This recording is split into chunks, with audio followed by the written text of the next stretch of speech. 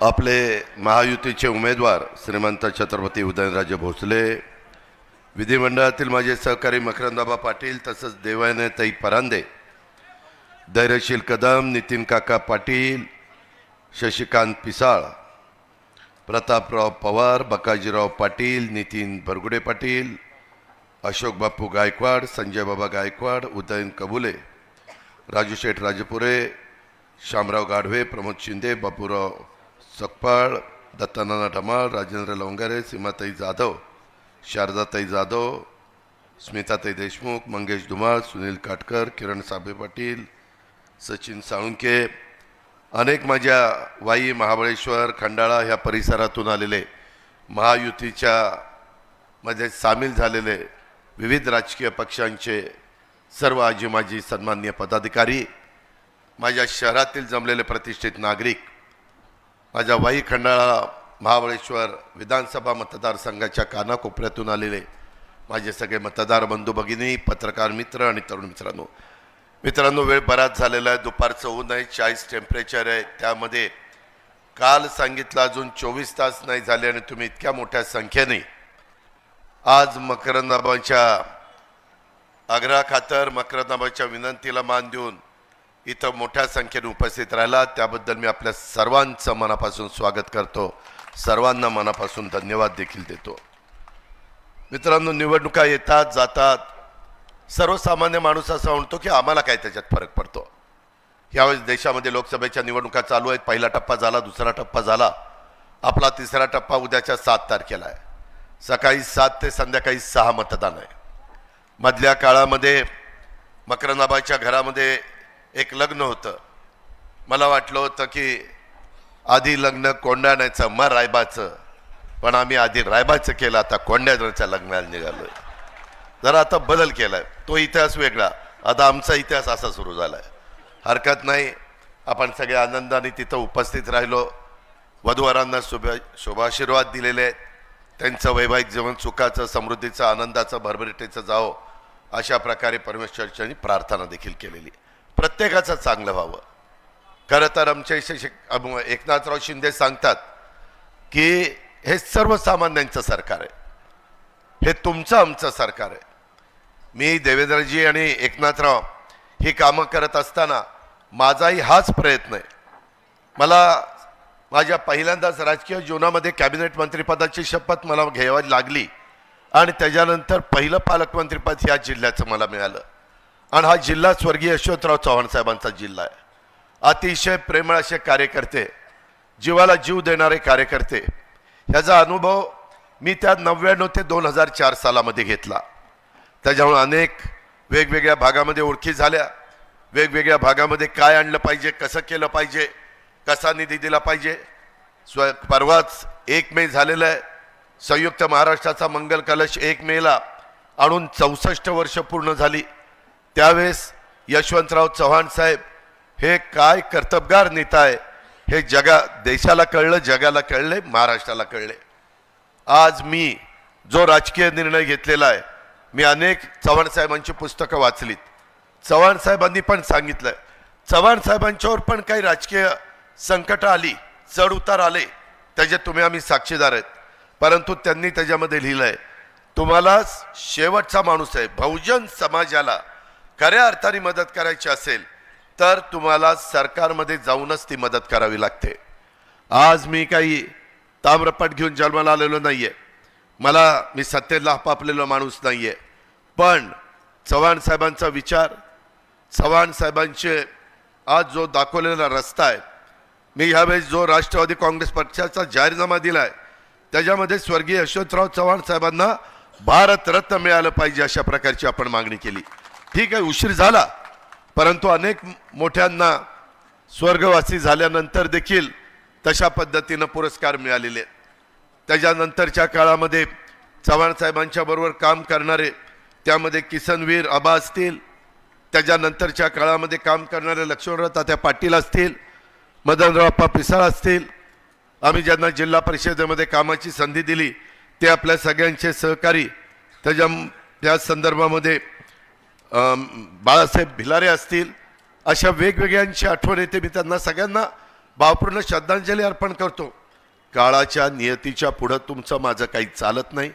येणाऱ्या प्रसंगाला सामोरं जावं लागतं, बाकीच्यांना सावरावं लागतं आणि त्याच्यातनं आपल्या परिसराला पुढं घेऊन जावं लागतं. आज मकरंद आबाल आणि त्यांच्या सर्व सहकाऱ्यांना दिवस कमी मिळालेले आहेत. त्या कमी दिवसामध्ये 24 तास काम करून आपल्याला 7 तारखेला जे मतदान आहे ते महायुतीचे उमेदवार श्रीमंत उदयनराजे भोसले, ह्याच्या छत्रपती उदयनराजे भोसले हे सातारच्या गादीचे वारस आहेत. आज देखील युगपुरुष छत्रपती शिवाजी महाराजांच्या बद्दल आपण अनेक जण, अनेक राजकीय पक्ष वेगवेगळ्या पद्धतीनं त्यांचं नाव घेतो, त्यांच्या पुढं नतमस्तक होतो, त्यांचा आदर्श डोळ्यासमोर ठेवतो. आम्ही सतत सांगतो की 18 पगड जाती 12 बलुतेदारांना एकत्र घेऊन, मावळ्यांना बरोबर घेऊन महाराजांनी त्या काळामध्ये हिंदवी स्वराज्याची स्थापना केली आणि तो आदर्श आपल्या सगळ्यांच्या समोर आहे. त्यामुळं इथून पुढच्या काळामध्ये देखील काम करत असताना आपल्याला तुम्ही बाकीचा काही विचार करू नका. कामाच्या बद्दल तुम्ही आमच्यावर सोडा. मी राज्य मंत्रिमंडळामध्ये गेल्यानंतर अनेक इथं बसणाऱ्या मान्यवरांना माहिती आहे, कदाचित तुम्हालाही माहिती असेल, मी इथं मेडिकल कॉलेज सरकारचा आणायचा प्रयत्न केला. थोडा उशीर झाला, जागा मिळाला, नंतर जागा घेतली, काम सुरू झालं. मित्रांनो, विकासाकरता आपण काम करूया. मी आज तुमच्याकडं विकासाकरता मतं मागायला आलेलो आहे. आज मोदी साहेबांना देशाचे विकास पुरुष म्हणून ओळखलं जातं. जगामध्ये जेवढे राजकीय पक्ष आहेत त्याच्यामध्ये सर्वात लोकप्रिय राजकीय नेता कोण आहेत तर ते नरेंद्र मोदी साहेब आहेत. ही काळ्या दगडावरची पांढरी रेघ आहे. हे असं असल्यामुळं एक एक खासदार त्यांना पाठिंबा देण्याच्या करता दिल्लीला गेला पाहिजे. मगाशी बोलत असताना मी त्या ठिकाणी अशोक बापू गायकवाडांचं भाषण ऐकत होतो. कारण नसताना अनेक पंतप्रधान होऊन गेले. मला वाईकरांनो, महाबळेश्वरकरांनो, खंडाळाकरांनो एक सांगा रे, राहुल गांधींवर बोफरचा आरोप झाला. डॉक्टर मनमोहन सिंगांच्यावर देखील सॉरी मी चुकून राहुल म्हणलं, राजीव गांधींच्यावर, स्वर्गीय राजीव गांधींच्यावर बोफरचा आरोप झाला. करेक्शन केल्याबद्दल धन्यवाद. नाही तर तेवढंच दाखवत बसले असते, अजित कसा चुकला, अजित कसा चुकला. त्यांना दुसरं काय कळतंय. Breaking news, breaking news. राजीवच्या ऐवजी राहुलचं नाव घेतलं. अरे ठीक आहे ना, त्याच्याच पोराचं घेतलं ना, आता बापाचं घेतो. काय बाप, ताटात काय वाटीत काय, परंतु स्वर्गीय राजीव गांधी. मित्रांनो, त्यामध्ये मी आपल्याला सांगतो त्यांच्यावर पण बोफरचा आरोप झाला. मी त्यांनी मला तिकीट दिलं होतं 91 साली बारामती लोकसभा मतदारसंघाचं. नंतर एक दुःखद घटना घडली आणि राजूजी आपल्यातनं निघून गेले. पण त्याच्या आधी मिस्टर क्लीन अशा प्रकारची त्यांची इमेज होती. तरी देखील बोफोरचा आरोप, त्याच्यातनं त्यांना सत्ता सोडावी लागली. डॉक्टर मनमोहन सिंगांना 2G ते तरी एवढं फेमस झालं की विचारताच सोय नाही. हां, कोळसा नाही, ते आता 2G झाल्यावर कोळसा, कारण कोळसा काळा असतो ना जरा नंतर कोळसा. त्याच्यामध्ये कोळसा घोटाळा, ज्या माईन्स आहेत खाणीच्या बद्दल त्यांना ॲफिडेव्हिट द्यावं लागलं, त्यांचं म्हणणं मांडावं लागलं. मित्रांनो, एक गोष्ट मान्य केली पाहिजे, माझी विचारधारा वेगळी आहे. मी शिवशाहू फुले आंबेडकरांच्या विचारधारेचा आमचा राष्ट्रवादी काँग्रेस पक्ष आणि आम्ही सगळे कार्यकर्ते आहोत. पण कधी कधी 2 पावलं पुढं मागे सरकावं लागतं. आम्ही 19ला नेत्यांनी सांगितलं, साहेबांनी सांगितलं, नाही आता उद्धव ठाकरेंच्या बरोबर जायचं. आम्ही गुमानो राजीनामा दिला, उद्धव ठाकरेंच्या बरोबर गेलं. मला सांगितलं त्यांच्या अजिबात तक्रार येता का म्हणे. 2.5 वर्ष असं काम केलं. मकरंद आबाला विचारा, एक तक्रार जाऊन दिली नाही. उलट ते म्हणले, राव तू लयच चांगला आहे. म्हटलं तुम्हाला नंतर कळलं हो, मी लयच चांगला आहे. आधी कळलं असतं तर आपण दोघं कवाच कुठे गेलो असतो. पण हरकत नाही, तो विषय इथला नाही आहे. माझं तुम्हाला हे सांगणं आहे की त्या संदर्भामध्ये ज्या ज्या गोष्टी सांगितल्या तशा आम्ही केल्या. परंतु 10 वर्षाच्या कारकिर्दीमध्ये पंतप्रधान नरेंद्र मोदी साहेबांच्यावर एक एवढा देखील शिंतोडा उडवल्याचं कोणाचं उदाहरण दाखवता येणार नाही. हे आपण मान्य केलं पाहिजे. आज आपल्या आजूबाजूची राष्ट्र जे पाकिस्तान कुरघुडे करायचं, पुलवामाला असा दणका दिला की पुन्हा पाकिस्ताननी आपल्याकडे बघितलंच नाही, गपगार शांत बसलाय. ज्यावेळेस आमचे मुलं मुली भारतातली शिकायला युक्रेनला गेली होती, बऱ्याच जणांना युक्रेन माहिती नसेल, रशियाच्या जवळ आहे, आणि रशिया आणि युक्रेनचं युद्ध सुरू झालं. पुतिन रशियाचा मेन माणूस, आणि ते युद्ध सुरू झाल्यावर आम्हाला महाराष्ट्रामध्ये फोन यायला लागले. आमची मुलं तिथं, मुली तिथं डॉक्टरच्या शिक्षणाकरता गेल्यात, देशातली गेली. आम्ही नंतर पंतप्रधानांशी संपर्क साधला. पंतप्रधानांनी सांगितलं काळजी करू नका. अरे मित्रांनो, तुम्ही शाट पडाल. युक्रेनचं युद्ध थांबवण्याच्या करता पुतिनला फोन लावला, कुणी? मोदी साहेबांनी. आणि पुतिनला सांगितलं माझी मुलं मुली भारतातली तिथं आहेत, तेवढ्या काळापुरतं युद्ध थांबवा. युद्ध थांबलं आणि स्पेशल विमानं घालून पाठवून सगळ्यांना सुरक्षित त्यांच्या त्यांच्या जागी पोहोचवलं. हे येड्या गाबाळाचं काम नाही, त्याला दमदार नेता, धडाकेबाज नेता लागतो, तर ते होत असतं. गेल्या 10 वर्षामध्ये तुम्ही इंटरनॅशनल दर्जाचे विमानतळ म्हणू नका, टर्मिनल म्हणू नका, वेगवेगळ्या प्रकारचे पोर्ट म्हणू नका, नॅशनल हायवे म्हणू नका, ज्या काही गोष्टी जशा railway, Vande Bharat train, bullet train, वेगवेगळ्या प्रकारचे मेट्रो, करोडो रुपये. माझ्या पुण्यामध्ये आम्ही 16,000 कोटी रुपये आणले नदी सुधार कार्यक्रमाला पैसा. मित्रांनो, मी राज्याचा निधी मकरंदाबाला दिला, त्याच्यामध्ये मला एकनाथराव आणि देवेंद्रजींनी मदत केली, पण फक्त तो राज्याचा आहे. जर त्याला जोड देशाच्या निधीची मिळाली तर आपला परिसर कुठल्या कुठं जाईल. त्याकरता आपल्याला केंद्राचा निधी आणायचा आहे, आणि केंद्राचा निधी आणण्याच्या करता केंद्रात ज्या मोदी साहेबांचं सरकार येणार आहे त्यांच्या विचाराचा खासदार गेला पाहिजे. म्हणून माझी विनंती आहे की तुमच्या इथं नेहमी तुम्ही घड्याळ त्या ठिकाणी चालवण्याचा प्रयत्न केला. राष्ट्रवादी काँग्रेस पक्षाची स्थापना झाल्यापासून सर्व निवडणुकीमध्ये तुम्ही घड्याळाचा खासदार निवडून दिला. ह्यावेळेस तुमच्या कार्यकर्त्यांच्या, माझ्या पक्षाच्या सहकाऱ्यांच्या मनामध्ये ती गोष्ट येणं काही चुकीचं नाही आहे, पण मी हे असल्या उन्हामध्ये तुम्हाला सांगतो, तुम्ही काळजी करू नका. मगाशी नितीन काकाचं नाव मकरंदाबांनी घेतलं, उमेदवारांनी घेतलं. तुमच्याही मनामध्ये, तुमच्या मनामध्ये जे ते मला समजतं. तुम्ही आपला महायुतीचा उमेदवार माझ्या वाई, महाबळेश्वर, खंडाळा ह्याच्यामध्ये चांगल्या मताने, लाख मताचं मताधिक्य द्या, कारण आता समोर कुणी नाहीच आहे ना. जे आहे तेही कमळाचं काम करतात, ज्याचं आपलं जमत नाही तेही कमळाचंच काम करतात, आणि आपणही ते करायचं आहे. तुम्ही काळजी करू नका, तुम्ही ते काम करून दाखवा. मी 9 जूनमध्ये नितीन काकाला खासदार केला तर पवाराची औलाद सांगायचो नाही. माझ्यावर सोपरा, तुम्ही फक्त माझं ऐका, त्याच्यामध्ये बदल होता कामा नये. मित्रांनो, शेवटी कुणाला कशी ताकद द्यायची ते मला चांगलं कळतं. तुम्हाला आज मी सांगतो, ज्या दिवशी 2 जुलैला शपथविधी होता, एका माझ्याच तिथं छोटी खोली होती, मी बसलोय, आबा बसलाय, तिथं नितीन काका बसलाय. मी आबाला म्हणतो चल शपथविधीला, चल शपथविधीला. अरे तू माझा पाहुणा आहे, माझी बहीण तुला दिलेली आहे, तिचं तरी ऐक. नाही राव दादा, आईला विचारल्याशिवाय नाही, कार्यकर्त्यांना विचार. अरे म्हणलं, नेत्यांनी सारखं कार्यकर्त्याला विचारायचं नसतं, जेव्हा नेत्याला गरज असते तेव्हाच कार्यकर्त्याला विचारायचं असतं. आज आपण शपथविधी घेऊ. 10 मला मंत्रिपदं मिळालेली आहेत.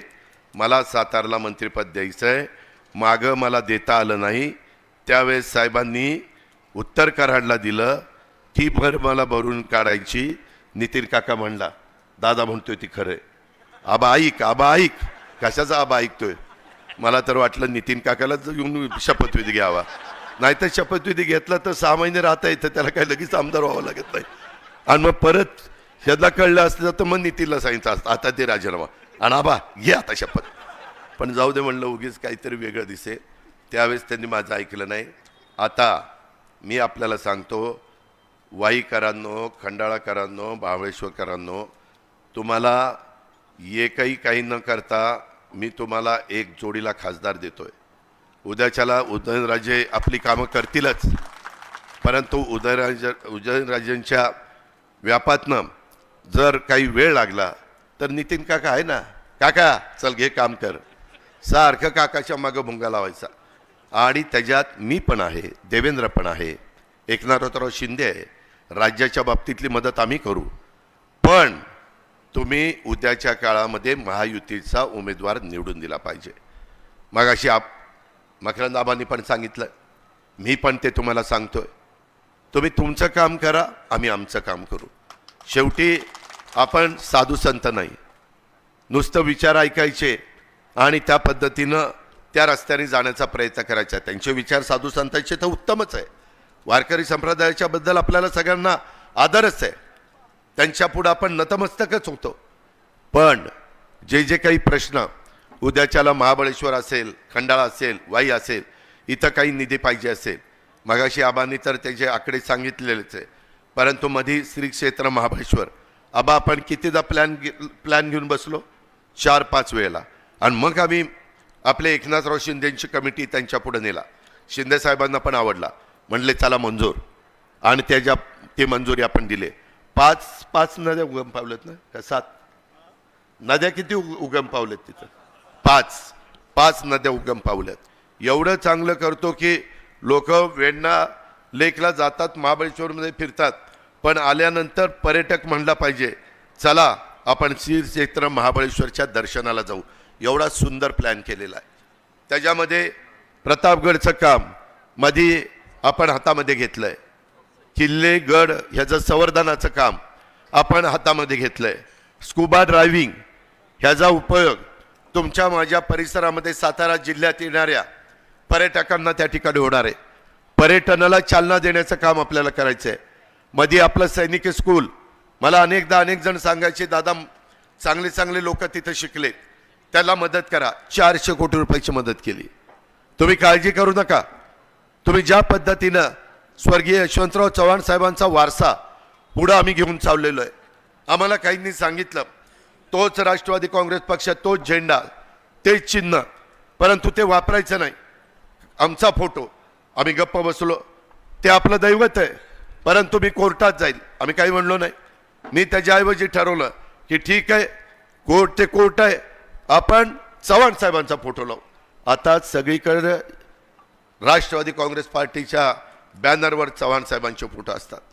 मित्रांनो, शेवटी अशा प्रकारची माणसं क्वचितच जन्माला येत असतात, ती त्यांना दैवी देणगी असती, त्याचा आदर आपण सगळ्यांनी करायचा असतो.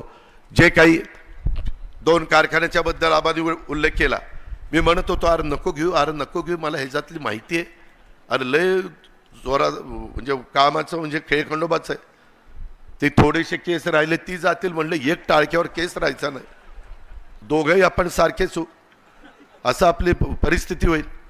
पण काही बाबांनी ऐकलं नाही. तुमच्या रेट्या पुढं बाबांनी ते कारखाने घेतले. आता ते मागं त्याच्यातनं मार्ग काढण्याच्या करता आम्ही NCDC पुढे गेलेलो आहे, त्याला राज्य सरकारने मान्यता दिलेली आहे. त्याच्यामध्ये अमित शाह साहेब म्हणाले की त्याच्यात काळजी करू नका, मी तुम्हाला मदत करतो. आज केंद्राचं सरकार चांगल्या कामाला मदत करत असतं, त्याचा पुरेपूर फायदा आपल्याला महाराष्ट्राला उचलायचा आहे, माझ्या सातारा जिल्ह्याला उचलायचा आहे, माझ्या वाई खंडाळा महाबळेश्वरला उचलायचं आहे. आज हे सगळं होत असताना कराड उत्तर, कराड दक्षिण, कोरेगाव, पाटण, सातारा, जावली, माझी आज शिवेंद्रबाबा इथं नाही आहेत, पण श्रीमंत छत्रपती उदयनराजे तुम्हाला माझी विनंती आहे की सातारा जावलीमध्ये मी ज्या वेळेस उभा राहतो त्यावेळेस माझ्या स्वतःच्या मतदारसंघात मी 1,68,000 अशा प्रकारचं लीड घेत असतो. आपल्याला जास्त नको, परंतु सातारा जावळीमधनं 1,00,000चं लीड तुम्ही आणि शिवेंद्र बाबा एकत्र असताना मिळालंच पाहिजे. त्याच्यामध्ये कुठली अडचणी यायला नको, कारण ती सातारची गादी मानाची गादी आहे, ती मराठ्यांची गादी आहे. त्याच्यामुळं आपण सगळ्यांनी त्या अँगलनी तिथं बघितलं पाहिजे. माझी तुम्हाला विनंती आहे की कोरेगावमध्ये महेश आणि बाकीचे सगळे आमदार आमचे काम करतायत. पाटणला पण शंभूराजला सांगितलंय, तुम्ही पालकमंत्री आहात, ह्याच्या आधी तुम्ही आणि पाटणकर नेहमी तुमचं 1000, 2000, 5000, 1000, 2000, 5000, 700, 800 असंच चालायचं. आता पालकमंत्रीच्या काळात जसं आबाच्या इथं मोठी कामं झाली तसं पाटणच्या परिसरात शिकार कामं झाली, तिथंही लीड चांगला त्या ठिकाणी मिळाला पाहिजे. अशा पद्धतीनं आपल्याला ही निवडणूक जिंकायची आहे. काही झालं तर जिंकायचीच आहे, बाकीचं माहीत नाही. आणि ते करण्याच्या करता मी माझी जबाबदारी पार पाडीन. आबांनी तुम्हाला जबाबदारी सांगितलेली आहे. तुम्ही आबाचा शब्द अंतिम मानता, आबा माझा शब्द अंतिम मानतात आणि ह्या पद्धतीनं आपण एकमेकाला देवाणघेवाण करू. तुम्ही काही काळजी करू नका. मगाशी आबांनी सांगितलं की काही वेगवेगळ्या पद्धतीनं हेमचे रस्ते, पाणी पुरवठ्याच्या योजना, किंवा आबा म्हणाले की बाबांनो मी ही सगळी कामं करायला तुमच्या पाठीशी आहे. आबा तुमच्या पाठीशी आहे, आबा मी तुझ्या पाठीशी आहे, तो काळजी करू नको. त्यामध्ये राज्य सरकारचं 6 लाख कोटीचं बजेट माझ्या हातामध्ये असतं. ते बजेट कुणाला किती द्यायचं हे एकनाथराव आणि देवेंद्रचा अधिकार आहेच, तो मी कधीच नाकारत नाही. परंतु माझ्याकडनं फाईल जाते त्यावेळेस मी त्या ठिकाणी आपल्याला देण्याचं काम करत असतो विकास कामाला. इथं आमच्या देवानीताई पण बसलेल्या आहेत. शेवटी देवानीताई पंगत बसली की वाढपी ओळखीचा असला पाहिजे, म्हणजे जरा जास्त मिळतं. आता मागं ज्यावेळेस महाविकास आघाडीत होतो त्यावेळेस देवानीताई तिथं आल्या तर मी नुसता बघायचो, काहीतरी टाकल्यासारखं करायचो आणि पुढं जायचो. आता आम्ही महायुतीत आहे, आता आपण बरोबर आहोत. त्याच्यामुळं तुमचं ते दवाखान्याचं काम तुम्ही अनेकदा मला देवेंद्रजींना सांगितलं. तर ह्या ज्या काही गोष्टी आहेत किंवा आमच्या आबाचं असेल किंवा बाकीच्या सगळ्यांचं असेल, त्यामध्ये मी निधी देण्याच्या करता कुठं कमी पडणार नाही. आचारसंहितेचा नियमाचा भंग न करता जे काही करता येणं शक्य असेल ते करण्याच्या करता मी निश्चितपणे तुम्हाला मदत करील, अशा प्रकारचा विश्वास मी आजच्या सभेच्या निमित्तानं आपल्या सगळ्यांना देतो. अनेक जणांनी त्याच्या संदर्भामध्ये कारखाने पण आपण बाहेर काढू. आम्ही अनेक आजारी कारखाने मी बाहेर काढलेले आहेत. हे काही आपल्याला फार जड काम नाही आहे, फक्त कठोर भूमिका घ्यावी लागते, फक्त कडक वागावं लागतं. आणि लोकांनी पण हे आपल्याकरता करतोय, हे समाजाच्या भल्याकरता करतोय, अशा प्रकारची एक जाणीव त्यांनी त्या ठिकाणी मनामध्ये ठेवली पाहिजे. मी मगाशी सांगत होतो, इथं मला काही माझे मुस्लिम बांधव दिसत आहेत. मित्रांनो, आम्ही महायुतीचं सरकार आलं, ते आल्यानंतर मी मौलाना आझाद महामंडळाला निधी भाग भांडवल 1000 कोटी रुपये केलं. 1000 कोटी रुपये काँग्रेसवाल्यांनी पण कधी त्यांच्या राजवटीमध्ये केलं नाही. माझ्या मुस्लिम बांधवांना तिथं माझे युवक युवतींना पण मदत व्हावी, त्याच्यामध्ये त्याच्या संदर्भामध्ये कुठली अडचण येऊ नये, त्यांची कर्ज प्रकरण व्हावी, त्यांच्या वक्फ बोर्डाच्या जमिनी ह्या सुरक्षित राहाव्यात, अशा खूप काही गोष्टी आम्ही केलेल्या आहेत. आणि आम्ही सगळ्यांना बरोबर घेऊन पुढे चाललो आहे. त्याबद्दल कुणी मनामध्ये यत्किंचितही शंका मनामध्ये आणू नका. माझ्या वाई शहराचा, महाबळेश्वरचा, पाचगणीचा विकास करण्याच्या दृष्टिकोनातनं तिथं पण निधी एकनाथराव शिंदे आपलेच सुपुत्र आहेत, त्याच्यामध्ये आपल्याच सातारा जिल्ह्यामध्ये आहेत आणि त्याच्यावर त्यांचंही आपल्याला मदत असते, तेही आबाला मदत करतात, मी पण आबाला मदत करतो. पण बाबांनो, आज तारीख 4 आहे, 5 आणि 6 2च दिवस हातात आहे. 7ला मतदान आहे. कृपा करा, पायाला भिंगरी बांधल्यासारखं माझ्या विशेषतः राष्ट्रवादी काँग्रेस पक्षाच्या कार्यकर्त्यांनी, भाजप त्यांची जबाबदारी पार पाडेल, RPI आठवले त्यांची जबाबदारी पार पाडेल, त्याच्यामध्ये रासपा असेल, शिवसेना असेल, ते पण त्यांचं काम करतील. परंतु कुठं राष्ट्रवादी काँग्रेस पक्षाचा कार्यकर्ता कमी पडलाय, अशा प्रकारचं चित्र माझ्यासारख्या कार्यकर्त्याला बघण्याची वेळ येता कामा नये. हीच मी आजच्या जाहीर सभेच्या निमित्तानं तुम्हाला सगळ्यांना आग्रहाची, नम्रतेची, कळकळीची विनंती करतो. कोयना धरणग्रस्त आणि अभयारण्यग्रस्त यांच्याही काही प्रश्न चैतन्य दळवीने मला दिलेले आहेत. त्यांनाही मी विश्वास देतो की त्या प्रश्नाच्या करता मदत पुनर्वसन माझ्याच जवळचा अनिल भाईदास पाटील ह्याच्याकडे आहे, त्याच्यावर त्यांना घेऊन आपण ती पण मीटिंग लावू. आणि त्याच्यातनं मागं ज्या मीटिंग लावल्या चैतन्य तुला माहिती आहे, त्या मीटिंग माझ्या स्तरावर झालेल्या आहेत. त्याच्याकरता राहिलेलेही प्रश्न माझ्या धरणग्रस्तांचे मी मार्गी लावण्याच्या करता आचारसंहिता संपली की आपण त्याच्यामध्ये पुढे जाऊ, अशा प्रकारचा शब्द मी आपल्याला सगळ्यांना देतो. अधिक न बोलता आपण एवढ्या मोठ्या संख्येने आला आणि या सभेला उपस्थिती दाखवली, त्याबद्दल तुम्ही काळजी करू नका. जरी राजेंना तिकीट गेलेलं असलं तरी देखील बाकीची जबाबदारी माझ्यावर मी घेतलेली आहे. त्या संदर्भात माझ्या सगळ्या सहकाऱ्यांशी माझी चर्चा झालेली आहे.